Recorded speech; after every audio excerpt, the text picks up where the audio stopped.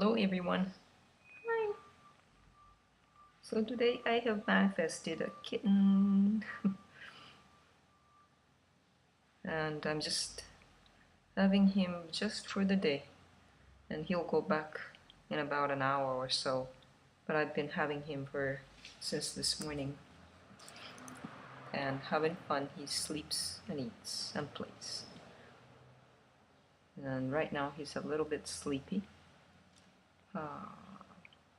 My cat got really pissed. He took off after seeing this little guy and smelling him on my clothes. He sure didn't like it. He was pissed. I haven't seen him since this morning. I gotta wash my clothes and everything so that he get to come back and feel like home again. But anyways, glad to have him here. He's a bit curious right now, I guess. Are you curious? Hello? Hey.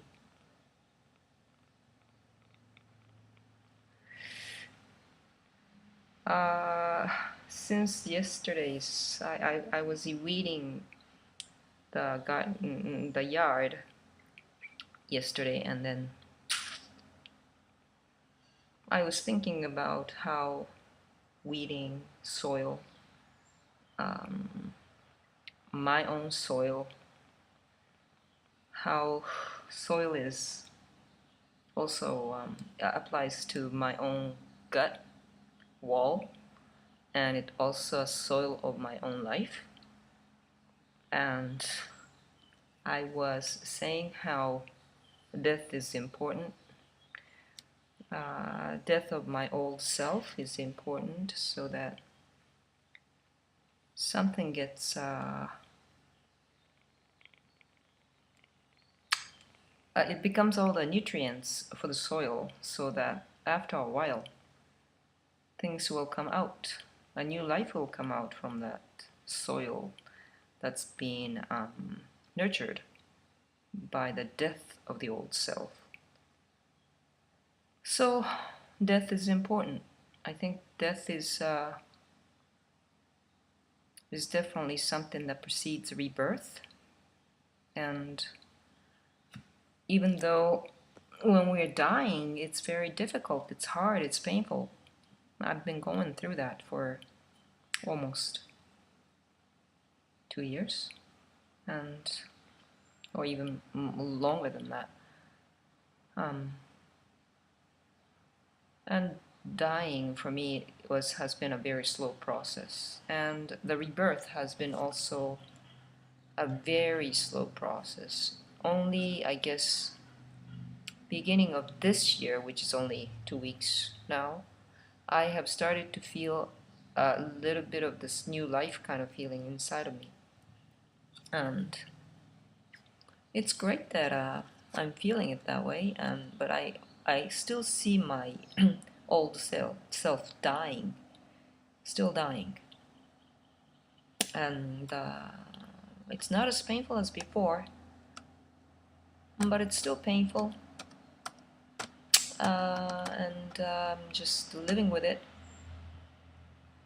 But yesterday, as I was weeding some of the aggressive weeds, at the time I was really kind of got caught in the fear that this weed's gonna take over the place, and I will be just battling with it for the rest for a long time. But I'm learning how I learned from permaculture writing that type of aggressive weeds come up, especially the first year after the soil has been bombarded with herbicides and stuff, which it was before I moved out here.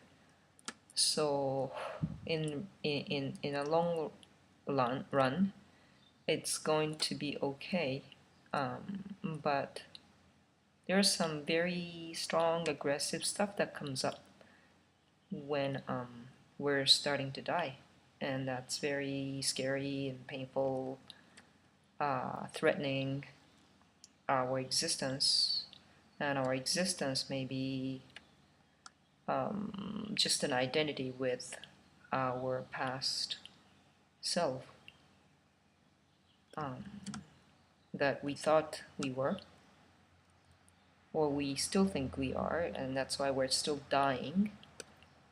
Um, but it's gonna pass. It's not just gonna pass, but if we let it die fully, it'll turn into a good fertilizer, a good nutrition for our soil and for our soul, and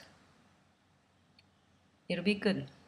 And I don't know what comes out of it, what will grow out of this soil on this land, or on the land of my life, on that soil of my life. But I do feel a little bit of life, new life.